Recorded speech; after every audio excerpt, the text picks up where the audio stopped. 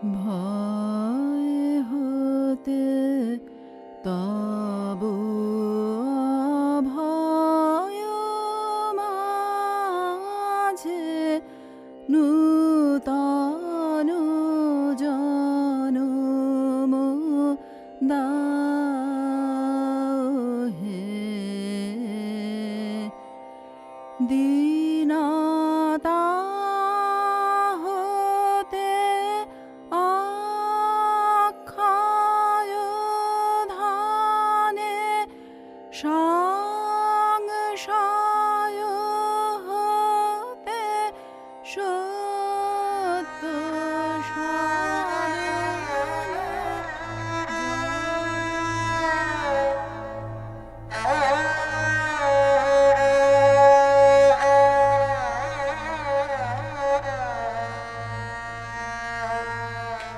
তাড়াতাড়ি কর, বেলা বয়ে যাচ্ছে।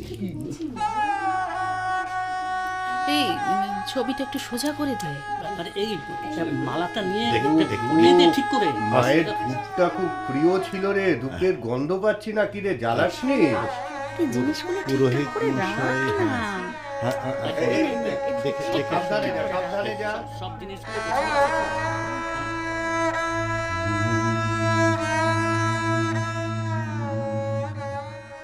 सर्वे भवन्तु सुखिनः सर्वे सन्तु निरामयाः सर्वं भद्राणि पश्यन्तु मा कश्चित् दुःखभाग् भवेत्। ॐ शान्ति ॐ शान्ति।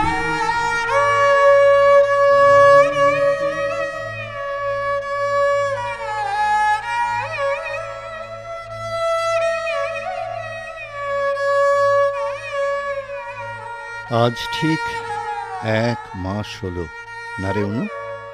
হ্যাঁ, কেমন দেখতে দেখতে চলে যায় না দিনগুলো। সত্যি, মার অসুখের খবর পেয়ে এলাম যেন এই সেদিন, আর এরই মধ্যেই আমি ভাবছিলাম যে বাবা মা দুজনের জন্য একটা স্মরণ সভা করলে কেমন হয়।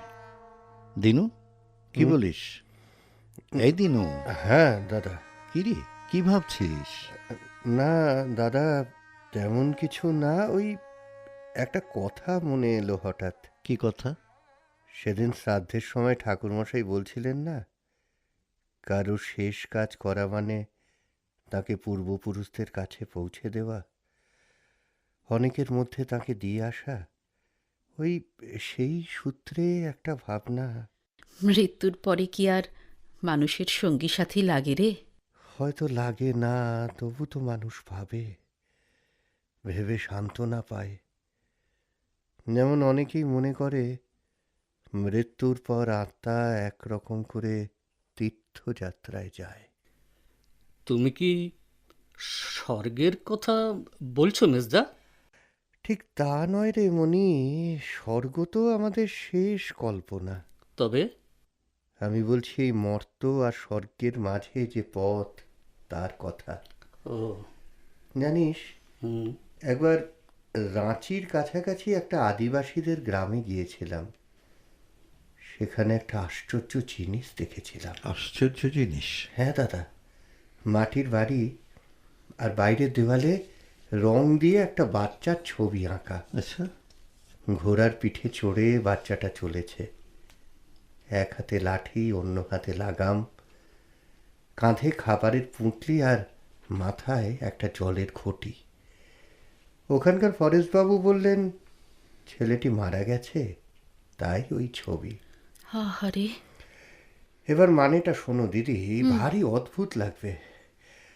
ওরা বিশ্বাস করে মৃত্যুর পরে ওই ছোট ছেলেটিকে একা একা অনেক দূরে যেতে হবে, তাই তাকে ঘোড়ার পিঠে বসিয়ে দিয়েছে, হাতে দিয়েছে লাঠি, যাতে সে বিপদ থেকে নিজেকে বাঁচাতে পারে, আর সঙ্গে দিয়েছে খাবার আর তৃষ্ণা মেটানোর জল।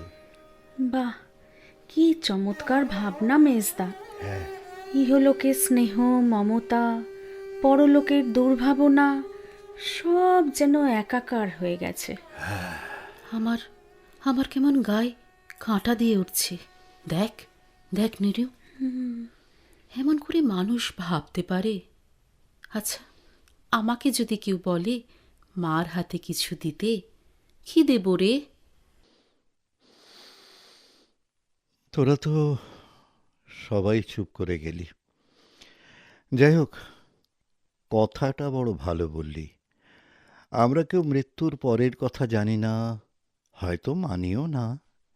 তবু ভাবতে ভালো লাগে যে আমাদের মা দিনুর গল্পের মতো দীর্ঘ পথ একা একা হেঁটে যাবে। আমরা মাকে এই যাত্রায় কী দিতে পারি, এমন কিছু যা মার কাজে লাগবে? জানি না রে দাদা, মার তো সব ছিল, ভরা সংসার, বিষয় সম্পত্তি, আমরা 5 ভাই বোন। ঠিক। মা বলতো আমার হাতের 5টা আঙুল, নাতি নাতনি আত্মীয় পরিজন সবাই মাকে কত কত ভালোবাসতো, মানতো। কিসের অভাব ছিল মার? তা যেমন ছিল না বলছিস, তেমনি কিন্তু মার অনেক দুঃখও ছিল। যেমন আমাকে নিয়ে, মার পছন্দের মেয়েকে আমি বিয়ে করিনি, তা নিয়ে মা যে কত আফসোস করেছে, রাগারাগিও কম করেনি। কিছুতেই বোঝাতে পারিনি যে জোর করে সব কিছু হয় না।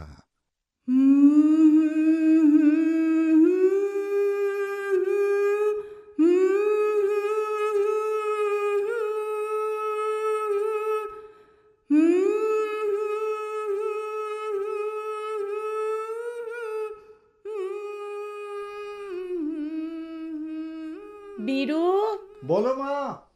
কাল অফিস থেকে একটু তাড়াতাড়ি ফিরতে পারবি? কাল? এই সপ্তাহে অডিট চলছে মা, খুব কাজের চাপ। কাল তো হবে না। কেন, তোমার কি ডাক্তার দেখাতে যাওয়ার কথা নাকি?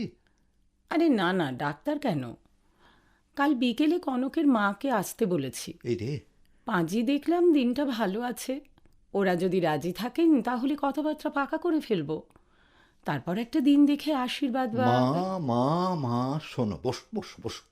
আচ্ছা, আমি তোমাকে আগে বলেছি যে কনককে আমি বিয়ে করব না। কেন? কনক কি পাত্রী হিসেবে ফেল না? না না, কি সুন্দরী মেয়ে, তোর পাশে ওকে খুব মানাবে। ও মা, আর আমাদের কেমন সুন্দর সুন্দর নাতি নাতনি হবে বলতো।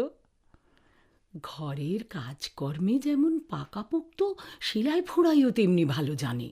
কি আশ্চর্য মা!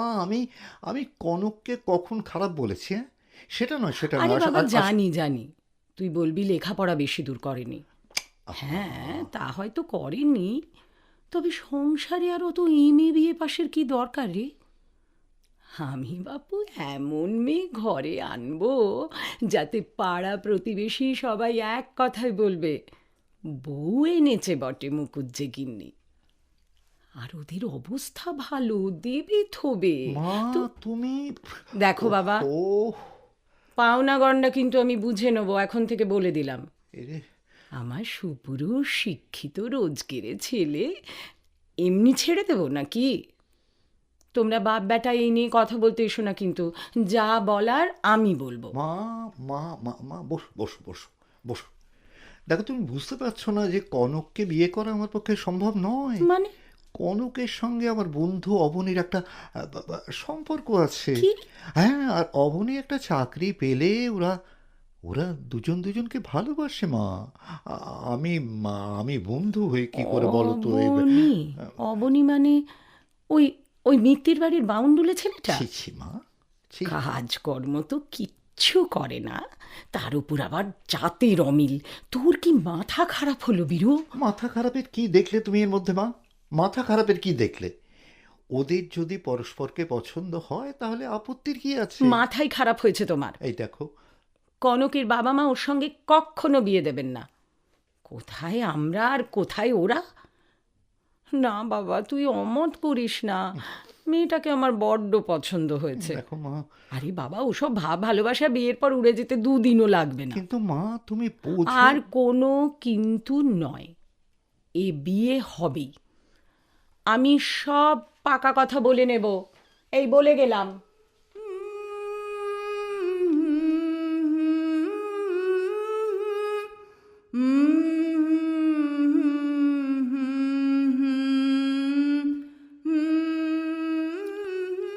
মার এত জেদ সত্ত্বেও শেষ পর্যন্ত আমি রাজি হইনি। রাগ করে মা 1 মাস ভালো করে কথাই বলেনি আমার সঙ্গে। আসলে মা শুধু কনকের রূপ দেখেছিল, তার মনটা তো বুঝেনি। কিন্তু আমি বুঝেছিলাম। সৌন্দর্যের চেয়ে ভালোবাসা আমার কাছে অনেক অনেক বড়। কনক আর অবনীর ভালোবাসাকে আমি তুচ্ছ করতে পারিনি, কিছুতেই না। আজ আমি মাকে আমার সেই ভালোবাসার মনটা দিতে পারি।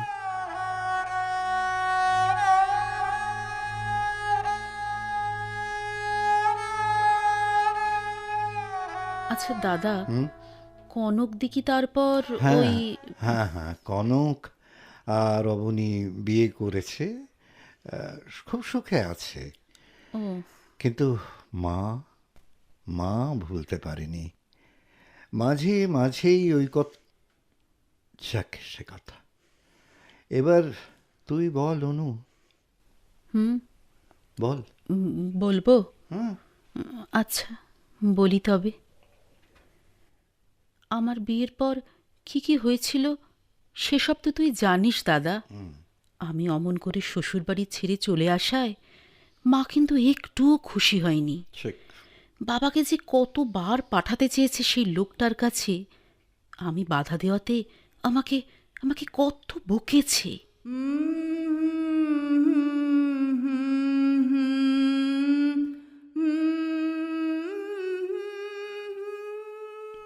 কার চিঠি রে অনু? জামাইয়ের? কি লিখেছে? কি আর লিখবে, সেই একই কথা, ভুল করেছি আর হবে না, ফিরে এসো। তা ভালো কথাই তো বলেছে রে, অত রাগের কি হলো?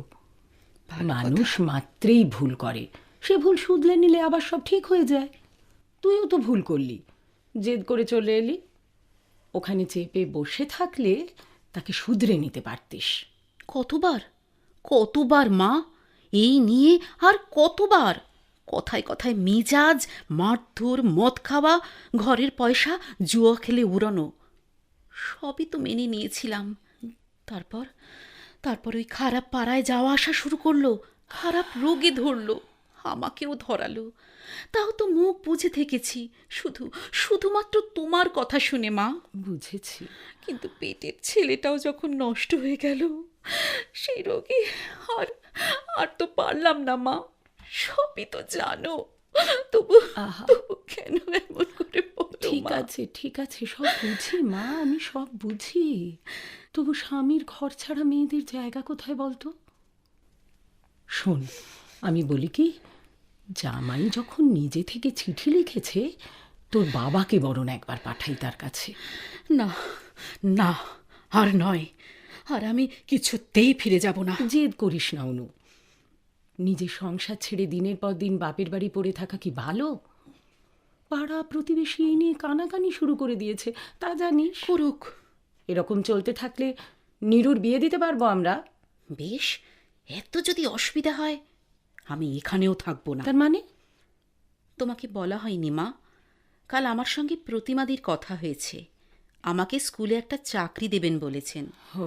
আমি না হয় হোস্টেলে বা কোথাও একটা ঘর ভাড়া নিয়ে থাকবো, তাহলে তো আর তোমাদের অসুবিধে হবে না, তাই সেই না? কথা আমি বলিনি অনু, কিন্তু তোরই বা সারাটা জীবন একা একা কাটবে কেমন করে বলতো? ভেবেছিস? এখন না হয় আমরা আছি, এরপর ভাইদের বিয়ে হবে, নীরু শ্বশুর বাড়ি চলে যাবে, তখন? একটা মানুষের জন্য আমার সারা জীবন ব্যর্থ কেন হবে মা? এমন কেউ তো থাকতেও পারে এই পৃথিবীতে যে আমার রূপগুণের দাম দেবে, আমাকে সম্মান দিয়ে রাখবে। এ আবার কি কথা? তুই কি আবার বিয়ে করার কথা ভাবছিস নাকি? কেন, ভাবলে দোষ কি? এই সংসারে কোন স্বাদটা মিটলো আমার বলো তো? যদি তেমন মানুষের দেখা পাই, আশা করতে ক্ষতি তো নেই মা। ছি ছি ছি ছি ছি ছি ছি ছি। এমন কথা মুখে উচ্চারণ করতে পারলি তুই? এত দুঃসাহস! মা, বংশের মান সম্মান জ্বলান। ছি ছি ছি ছি ছি ছি ছি। মা, তুই যা তো, তুই যা, আমার সামনে থেকে দূর হয়ে যা, যা তো। মা, মা।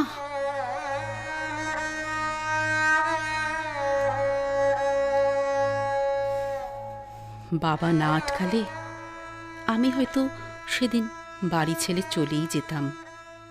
তারপর স্কুলে পড়ালাম এত বছর, হেডমিস্ট্রেস হলাম। আজ আমার কত সম্মান, কত পরিচিতি, কিন্তু মা আমাকে ক্ষমা করল না। আমার মনে আছে দিদি, প্রথম প্রথম যখন তুমি স্কুল থেকে ফিরতে, মা তোমার সঙ্গে ভালো করে কথা বলতো না, তোমাকে খেতেও দিত না, তুমি নিজেই চা করে খেতে।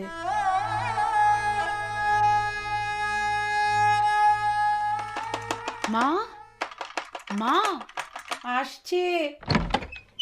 মা, এই যে এটা ধরো, ধরো। এসব আবার কি? ওই মোড়ের মাথায় ভাত ছিল, গরম গরম নিয়ে এলাম। সবাইকে দিও কিন্তু মা। আমি তো বাড়িতে জলখাবার করেছি, ও, এগুলো আনার কি দরকার ছিল?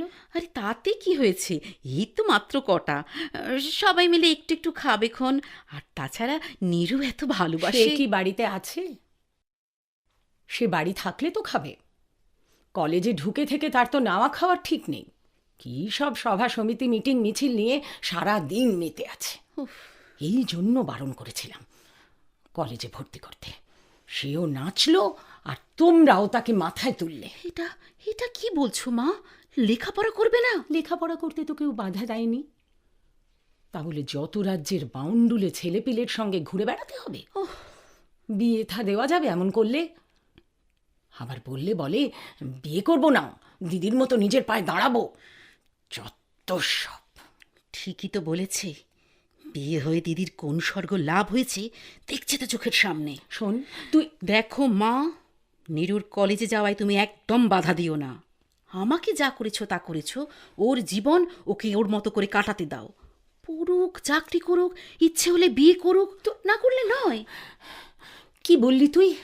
তুই ভেবেছিস কি? হ্যাঁ, আমাকে শেখাবি কি করা উচিত আর কি করা উচিত নয়? 2 পয়সা রোজগার করে সাপের 5 পা দেখেছিস তুই না? খামোখা চেঁচিও না মা। হ্যাঁ, চেঁচাবে না। আগেও বলেছি, আমার রোজগার করা তোমার যদি পছন্দ না হয় আমি অন্যত্র গিয়ে থাকবো। আর হ্যাঁ, পারলে নীরুকেও নিয়ে যাব। কি? দেখি দেখি তুমি কি করে আটকাও। এবার এগুলো রাখতে হয় রাখো, ফেলতে হয় ফেলো। আমি স্নান করতে যাচ্ছি।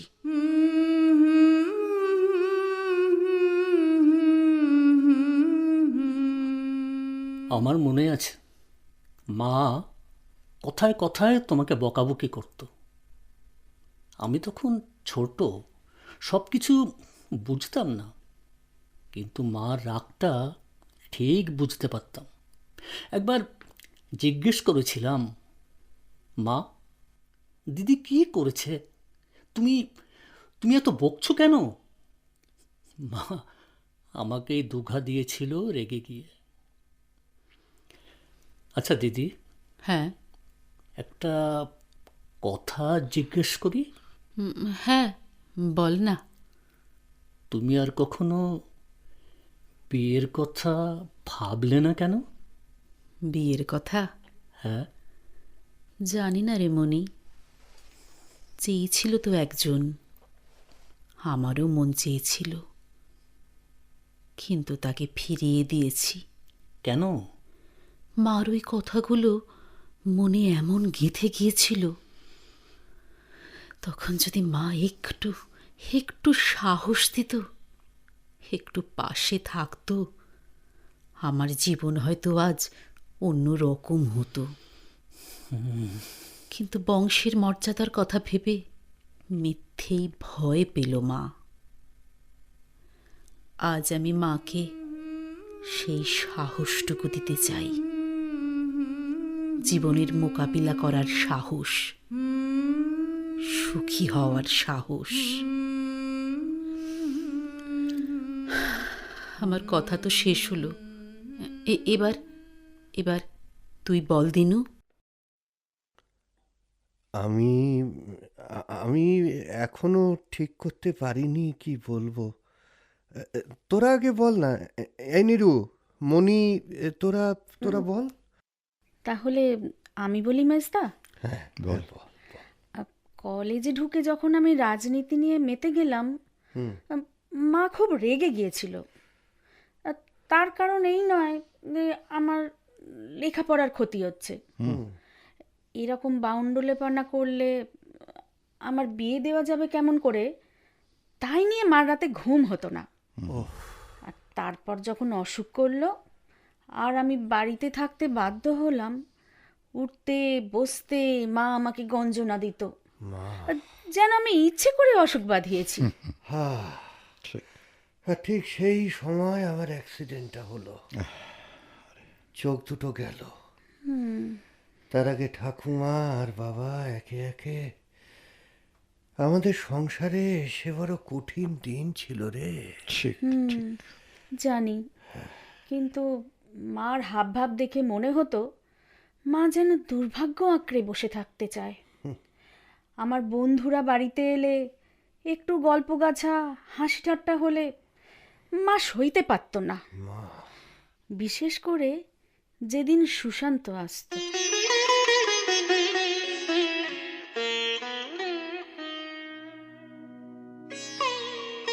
এই যে নিরুপমা, কেমন আছো? হ্যাঁ, এখন মনে হচ্ছে শরীরটা সেরেছে একটু। তোমার তাই মনে হচ্ছে? আরে চোখে দেখে তো তাই মনে হয়। আসলে এবার অনেকদিন পরে এলাম তো। গতবার এসেছিলাম সেই তোমার ঠাকুমার কাজের দিন, তখন বেশ রোগা আর ফ্যাকাশে দেখে গেছি। এবার আর সেটা দেখছি না। তাহলে বোধহয় ওষুধে কাজ হচ্ছে। নিশ্চয়ই। ফুলচন্দন তোমার মুখে। এই তো, বসো বসো। এই বসি। তোমার বাবার খবর পেয়েছিলাম জানো, কিন্তু তখন আর আসতে পারিনি। কি হয়েছিল ওনার? কি জানি, দুদিন একটু জ্বর ছিল, খুব দুর্বলও ছিল। ওই সেদিন উঠোনে রোদে মার কাছে চান করছিল, হঠাৎ কেমন একটা আওয়াজ করে ঢলে পড়ে গেল। ব্যাস, ওই শেষ। ডাক্তার দেখে বললেন স্ট্রোক। এক হিসেবে সুখের মৃত্যু, মানে কষ্ট পেতে হলো না। আচ্ছা নিরু, ওই দিনুদাকে দেখলাম মনে হলো বাগানে বসে থাকতে। হ্যাঁ। আজকাল আর দানাপুরে থাকেন না? ও, তুমি জানো না? না কি? মিসদার একটা বিচ্ছিরি অ্যাক্সিডেন্ট হয়ে চোখ দুটোই নষ্ট হয়ে গেছে। সে কি? কবে হলো? কি করে? না না, আমি কিছু শুনিনি তো। আর বলো না, সে এক ভয়ানক কাণ্ড। বাবার কাজের পর মেজদা দানাপুর ফিরছিল।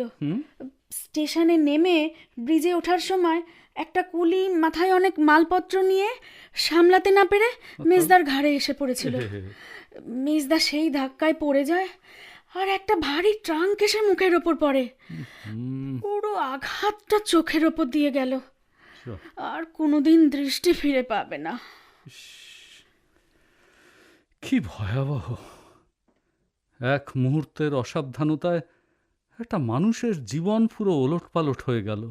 হ্যাঁ, আর তো চাকরি করতে পারবে না, সেই থেকে বাড়িতেই আছে। মা বিয়ে ঠিকঠাক করে ফেলেছিল প্রায়, কিন্তু ঠাকুমা আর বাবা চলে যাওয়ার জন্য কথাবার্তা আর এগোয়নি। এখন তো মেজদার বিয়ে করতেই চায় না। সেটা তো স্বাভাবিক।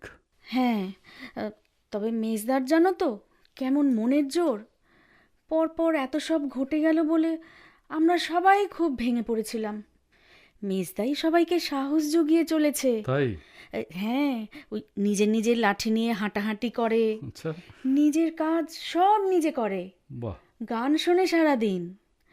ওই অন্ধদের জন্য যে ভাষা, ওই কি যেন বলে না, ব্রেল। হ্যাঁ হ্যাঁ হ্যাঁ হ্যাঁ, ব্রেল, সেটা শেখার চেষ্টা করছে। দিদি কাকে চেনে, তিনি শেখাবেন বলেছেন। খুব ভালো, খুব ভালো। জীবন তো থেমে থাকে না, এগিয়ে যেতেই হয় সামনের দিকে।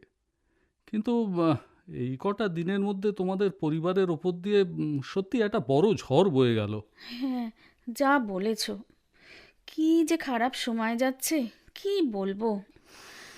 আমিও বেছে বেছে এই সময় অসুখে পড়লাম। এত খারাপ লাগে না সারাদিন শুয়ে থাকতে। খুব ভয় করে জানো, যদি কোনোদিন সুস্থ হতে না পারি। এই না না না না, এমন করে ভেবো না তো। আরে মনে জোর আনো, সব ঠিক হয়ে যাবে। দেখো, তুমি অনেক সেরে গেছো, আর কিছুদিনের মধ্যেই পুরো আগের মতো হয়ে যাবে। যাক, আমার কথা বাদ দাও। দলের কি খবর বলো? নতুন কিছু করার কথা ভাবা হচ্ছে, নাকি সেই আগের মতো? শোনো শোনো, অনেক কিছু নতুন প্ল্যান আছে। তাই? হ্যাঁ, তোমাকে খুব দরকার। আচ্ছা, কিন্তু এখন আর সেসব বলছি না। তুমি সেরে উঠে মিটিংয়ে এসো যত তাড়াতাড়ি পারো। আচ্ছা। সুদিনদা কয়েকজনকে নিয়ে একটা কমিটি করবেন, তাতে তোমার নাম রেখেছেন। ওই আমি বললাম আর কি। তাই? আমি তো এক পায়ে খাড়া, শুধু এই রোগটা। এখন বলো না একটু, কি ভাবছেন সুদিনদা? না, এখন থাক। মাসিমা ওপাশের বারান্দা থেকে কয়েকবার দেখে গেছেন। তোমাকে এত কথা বলাচ্ছি দেখে রাগ করেছেন মনে হয়। এই এই এই নিরু, এবার তুমি শুয়ে নাও, বুঝলে? আমি বরং দিনুদার সঙ্গে খানিক কথা বলে তারপর কেটে পড়ি। হ্যাঁ, আবার আসবো।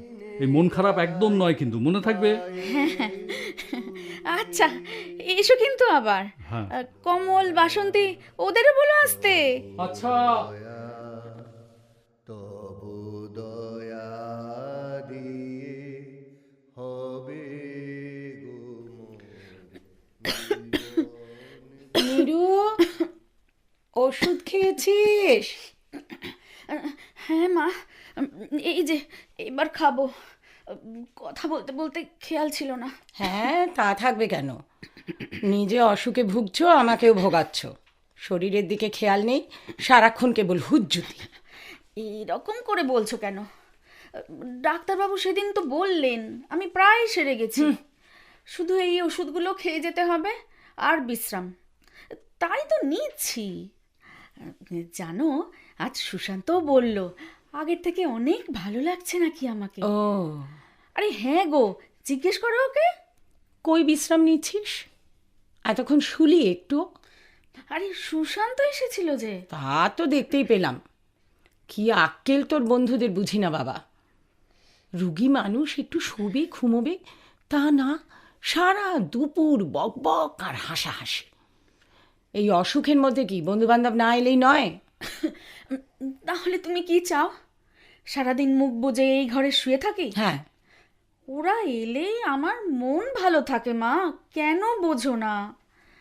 ওরা এলে আমার মনে হয় আমার অসুখ বিসুখ যেন আর নেই, আবার যেন আমি আগের মতো হয়ে গেছি। হ্যাঁ, ওটাই বাকি আছে মা। আবার আগের মতো নৃত্য করে বেড়াও। এমন জানলে না, কে তোকে কলেজে পাঠাতো?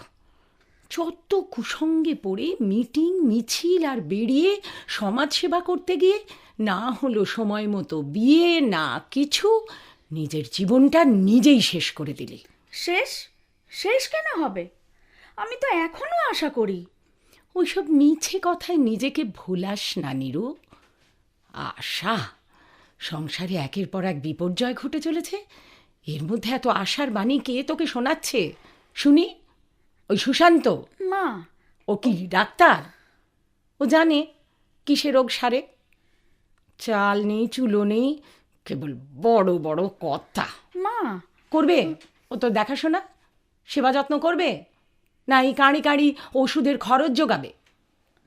এরপর এলে আমি আর ঢুকতে দেব না কিন্তু, বলে দিস ওকে। কি বলছো কি? আর যেন কোনোদিন না আসে।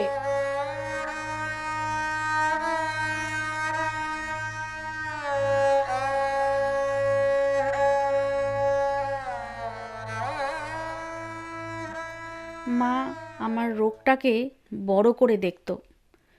রোগশয্যায় যে আমি আনন্দ খুঁজে নেওয়ার চেষ্টা করতাম, সেটা মার ভালো লাগতো না।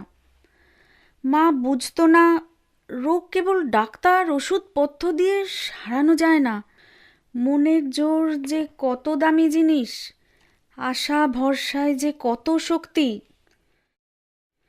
আমি মাকে আর কিছু দিতে পারি না, মন ছাড়া, আশা ছাড়া, ভরসা ছাড়া।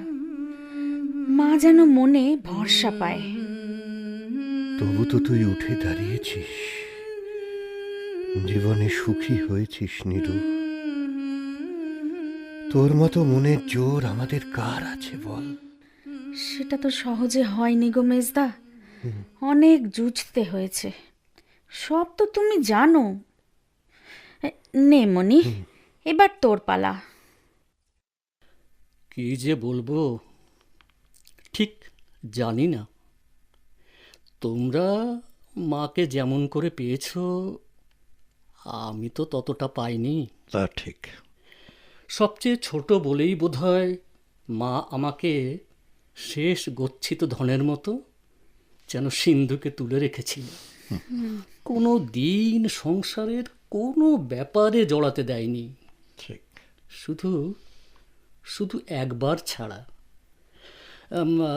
তোর মনে আছে ছোটদি, হ্যাঁ, বাবা চলে যাওয়ার পর মা আর আমি একবার এই কাশি গিয়েছিলাম? হ্যাঁ মনে আছে বই কি। মা বলেছিল মনটা ভালো নেই, তীর্থ করতে যাব। তীর্থ করা উদ্দেশ্য ছিল খানিকটা নিশ্চয়ই, কিন্তু সবটা নয়। কাশিতে মা বাবার এক বন্ধুর সঙ্গে দেখা করতে গিয়েছিল। ভদ্রলোকের নাম শচীন্দ্রনাথ সরকার। সচীন্দ্রনাথ সরকার? আমি তাকে আগে কখনো দেখিনি। শচীন কাকা বাবার সঙ্গে ব্যবসা করতেন এককালে, আমাদের বাড়িতে কত আসতেন। তারপর ওই কি সবচেয়ে গোলমাল হলো, উনি আলাদা ব্যবসা শুরু করলেন। শুনেছি পরের দিকে ওর সে ব্যবসার চলেও নি, মানে অবস্থা খুব খারাপ হয়ে গেছিল। হ্যাঁ, ঠিকই শুনেছ। সেই শচীন কাকার সঙ্গে দেখা করতে মা আমাকে নিয়ে গিয়েছিল কাশীর বাঙালি টোলায়। কাশি? অন্ধকার নরকের মতো ছোট ছোট দুটো খুপড়ি ঘর, বৃদ্ধ অশক্ত একজন মানুষ, স্ত্রী শয্যাশায়ী পঙ্গু এক মেয়ে, ছেলে কি একটা সামান্য কাজ করে। অসহায় একটা পরিবার। সেই দারিদ্র্যের ছবি আজও আমার চোখের সামনে ভাসে। মা কিন্তু ওর সঙ্গে এমনি এমনি দেখা করতে যায়নি। বাবার পুরনো কোনো একটা ব্যবসায় শচীন কাকার অংশ ছিল, সেটা নাকচ করাতে গিয়েছিল।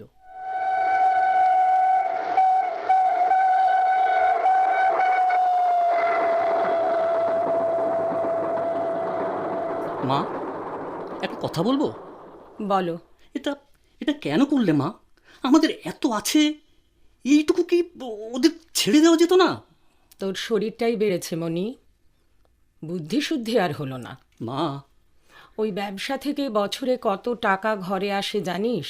ওফ, কোনোদিন শচীন ঠাকুরপোর ছেলে এসে বখরা দাবি করলে তখন কি দরকার আইনের ফাঁক রাখার? তোর বাবা বেঁচে থাকতে অনেকবার বলেছিলাম, তো তার তো ছিল দয়ার শরীর, সে কথা কানে তুললেন না। মা, শেষে সেই আমাকেই দৌড়ে আসতে হলো। বেশ বেশ মানলাম, কিন্তু যদি বা ওর থেকে লিখিয়ে নিলে মোটে মোটে এই কটা টাকা দিলে আর একটু দেওয়া যেত না? দেখলে না ওদের অবস্থা? কয়েকটা প্রাণী কেমন অসহায়ের মতো বেঁচে আছেন। সে উনি ব্যবসা চালাতে পারেননি বলে, তাই বলে দান ছত্তর খুলতে হবে নাকি? যা দিয়েছি এই অনেক। উনি তো তোর বাবার সঙ্গে ঝগড়া করে চলে গিয়েছিলেন, সে হিসেবে ওনার কিছু পাওয়ার কথাই না। না দিলেই বা কি করতেন? মামলা করতেন আমার সঙ্গে। কিন্তু শোনো বাবা, তুমি সংসারের কিচ্ছু বোঝো না, যে বোঝে তার ওপর ছেড়ে দাও। সে একই।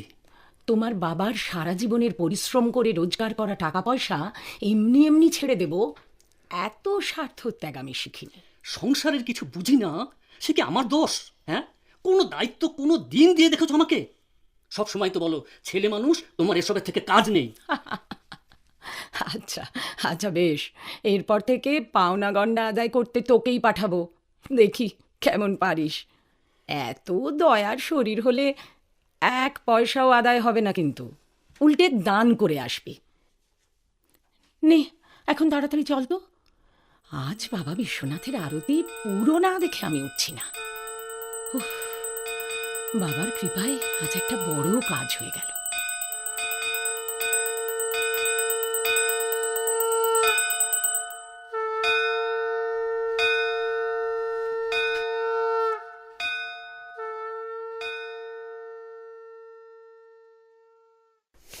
আমার মুখে আর কথা জোগায়নি, কিসে যেন আমার গলা চেপে ধরেছিল। একটু আগে তুমি বললে না দিদি, মার কোনো অভাব ছিল না। সব কিছু থেকেও মাঝে কত দিন, সেদিন আমি বুঝেছিলাম আমার যদি কিছু দিতে হয় আমি মাকে স্বার্থ ত্যাগ দেব। দিনু, আমাদের বলা তো শেষ হলো। এবার এবার বরং তুই বল। বল বল। হ্যাঁ বলি। একটা নির্বোধ লোকের মুহূর্তের ভুলে আমার দুটো চোখ যেদিন থেকে নষ্ট হয়ে গেল, কাজ করার আর উপায় রইল না, সেদিন থেকে আমি বাড়িতেই রয়ে গেলাম, মার কাছে কাছে। তোমাদের সবার চেয়ে আমি মাকে বেশি করে দেখেছি। সেটা ঠিক। চোখ গিয়ে বোধহয় আমার অনুভূতিগুলো আরো তীক্ষ্ণ হয়ে গিয়েছিল। মা স্পষ্ট করে না বললেও আমি অনেক কিছু টের পেতাম, অনেক কিছু। তুই কিন্তু কখনো মাকে কিচ্ছু বলতিস না দিনু, হ্যাঁ মনে আছে?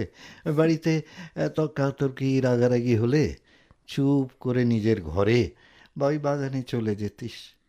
তোর গায়ে যেন কিছুই লাগতো না। বলে কিছু লাভ হতো না রে দাদা। তা ঠিক। কিচ্ছু না। আলাদা করে তো আমি অনেকবার বোঝাতে চেষ্টা করেছি। জানি। আমি বলেছি, মা মা কেন দিদির সঙ্গে একটু ভালো করে কথা বলো না? আচ্ছা দিদির কি দোষ মা? তুমি কেন নীরুকে এমন করে গঞ্জনা দাও? ও কি নিজে শখ করে অসুখ বাঁধিয়েছে? মা শুনতো না, বেশি বললে রেগে যেত। আরে মা তো শুনতে চাইতোই না। জানি দিদি জানি, তাই মুখ বুজে থাকতাম আর চেষ্টা করতাম যাতে কথা বলে, গল্প করে, গান শুনিয়ে তোমাদের মনটাকে ভালো রাখতে পারি। ঠিক।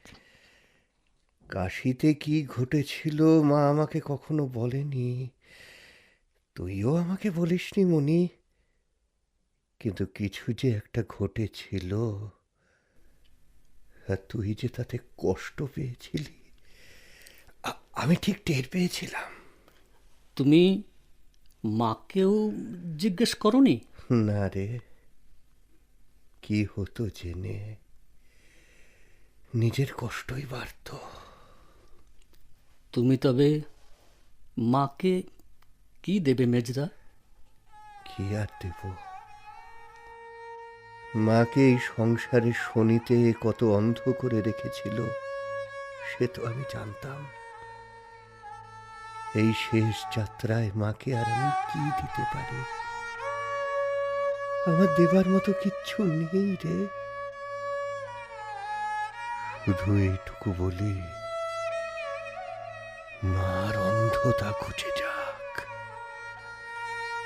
মা আমার হৃদয়ের চক্ষু পাক। তাই হোক। আমরা মার 5 সন্তান, যে যা পারি দিয়ে আজ আমাদের মার সৎকার শেষ করলাম। আমারও ইচ্ছা হইতে প্রভু তোমার ইচ্ছা মাঝে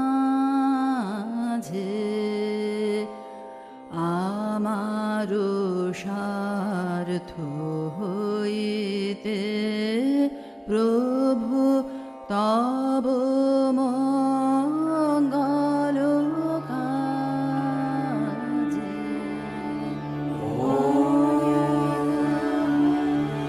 सर्वे भवन्तु सुखिनः सर्वे सन्तु निरामयाः सर्वे भद्राणि पश्यन्तु मा कश्चित् दुःखभाग् भवेत्।